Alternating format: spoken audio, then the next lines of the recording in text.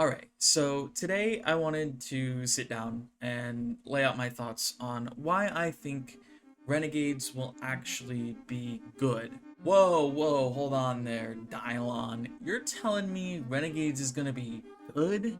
I'm not buying it. You're a shill. I don't want no Star Wars in my destiny. And that's fine. I'm not here to tell you that, before the expansion is out, that you should buy it. Don't buy it if you're not interested in it. I just want to lay out again why I think Bungie's heading in the right direction, despite the fact that, yeah, we're supposed to be getting a roadmap, hasn't come out yet. It's a little concerning. I'll talk about that a little bit more, but I want to get into some positive stuff, semi-positive stuff, which really, I mean, can you credit Bungie for just essentially putting up wallpaper and then tearing it down? Because that's essentially what they're doing with the power progression in the game right now, and walking it back to somewhere pre-Edge of Fate, with the portal not really being as hard to grind in, as well as, just making everything featured, doing away with the whole system for the most part. And, everyone hated it for the most part. I haven't met anyone who's enjoyed at least the power progression aspect of the portal. Maybe the idea and whatnot is definitely there, but the execution was very bad. So, my aim in this video isn't to praise Bungie for, again, putting up wallpaper and then tearing it back down, but it's more so to say that before Edge of Fate came out, we had Heresy. Heresy was pretty well received among the community, and no doubt that's because Oryx was the focus, and Oryx hard carried the story. But the loot was also really good. There are a lot of good guns that are now useless, of course, or at least not as good in the featured system. They don't also have the new mods, so no one's really using them. But for the few months that Heresy was around, they were super fun to use, fun to play. I really enjoyed the Metroidvania-esque experience you had in the Nether. For me, I really enjoyed it. Of course, there were problems in Heresy, there's no denying that, and, the Barodiad quest being among the worst problems in that season, but I do think that it was the best episode, which is a pretty low bar to clear, if I'm being honest. Like, the episodes in general were horrible, but if we were to go into that leveling era where it was like a 10 plus power whenever a new season dropped, I think people would enjoy that a lot more. You still have a reason to go and grind your pineapples or your pinnacles, but you don't have to sweat over it like you do in the portal. This way you can focus more on the gear grind, which is honestly the most important part of the game right now, getting your tier 5s, getting your tier 5 armor sets, getting your tier 5 weapons, getting exotics to drop, and really just maxing out your builds and whatnot. And, I think there should be changes to the entire system in general, but for now, this makes a ton of sense to just go back to the way things were, because not as many people will be yelling at you, and it'll just be way more enjoyable to play the game. Now, another failure of Edge of Fate that I think Renegades could potentially do better is content. What do I mean by content? I, of course, mean the fact that Kepler is pretty much it as far as new content goes. We have gotten some things over time, but nothing really exciting. I mean, Heliostat is a cool exotic mission, but the Reclaim activity is, it's okay, right? Like, I don't mind it that much. That's just me personally. I don't like how heavily featured it is in the portal, how it's like, here, do this activity all day, every day of the week. Wish it was rotated in and out, because that's kind of the whole thing with the portal. I know there are other things you can do, but to me it always seems like there's bonuses for those activities regardless, and sometimes I don't want to grind the same activity over and over again. But it's match made, and it's really easy to go do those instead of, non-match made.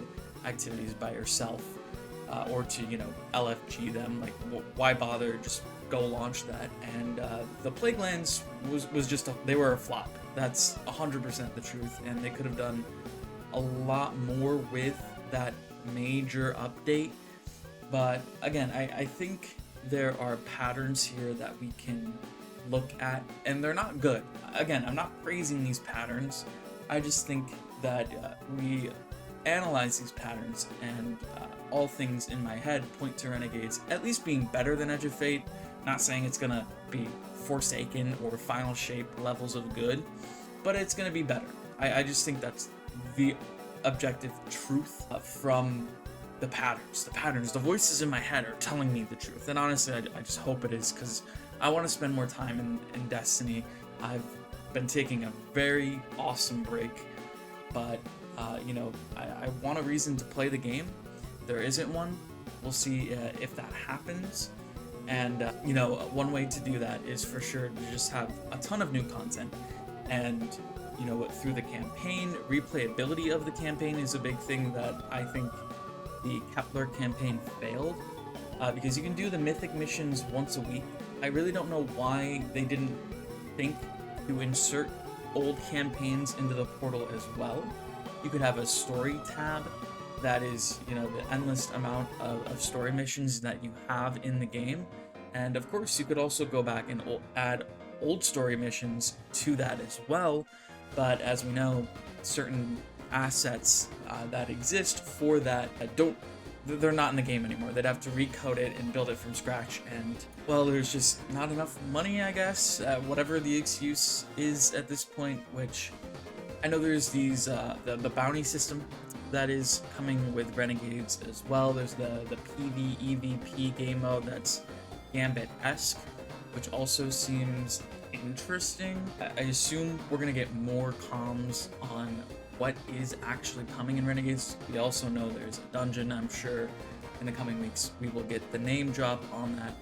And as I'm sure some people who are on Twitter, or even if you're here on YouTube, you know that a lot of content creators are out in Seattle right now, most likely doing a capture event. They do this with every expansion, where a group of creators, generally speaking, the most influential ones with the most amount of subscribers, go out there to essentially do free marketing for Bungie. And obviously they get paid by posting these videos, but they'll capture footage with the exotics from the expansion, using them, doing build recommendations, what weapons work well with them, also like the first campaign mission. And this will be the first pulse that we can get on Renegades, how the people feel about playing this content, if there's a pulse to be had in the first place. And this will be a good indicator on how the expansion will actually be. Obviously, everything I've said in this video is pure speculation based on the Destiny cycle patterns that I think exist, or they exist in my schizophrenic headcanon. I just don't know. All in the hopes that Destiny 2 will be a game that is worth playing again, worth investing time into. But the pattern also tells me that hope is very much a fleeting thing, but listen, I'm going to try to stay hopeful if I can. If you're the opposite, I'm sure I'll hear about it in the comments. And why do you even bother at this point, Dialon? What are you doing? Go play Warframe. Warframe just doesn't do it for me. Okay, I've played Borderlands. The end game is atrocious, and Division is, it's okay. I just, I've grown out of love with Division as well, and Destiny's the looter shooter for me. It just genuinely is. And until it's good again, if it ever is good again, I'll be posting more and more Rivals clips. I might do some more Rivals videos, some long form videos, but I might post that on a different channel. We'll see. Been playing a bit of Metaphor Fantasio, some indie games as well, like Hollow Knight, because I never played that. So many good games right now. And Just the last thing I want to touch on in this video. It's not really relevant to the main topic.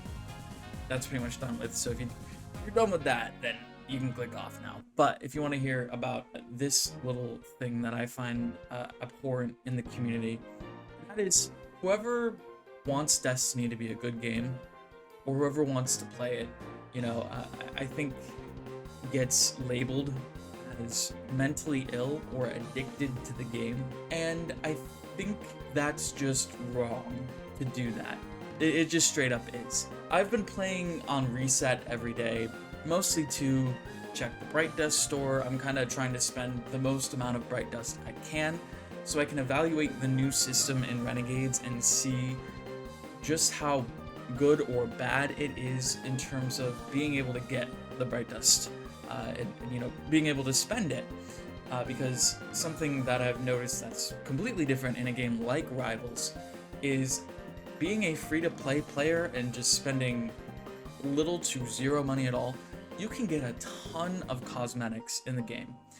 A ton. Granted, yes, I know Marvel Rivals is completely free-to-play, which almost makes it worse, because in a free-to-play game, you want to make money from microtransactions, right? If a player plays every season, you probably expect them to drop at least $5 to $10 on a battle pass every season. I haven't spent money on a pass in Rivals since season 0.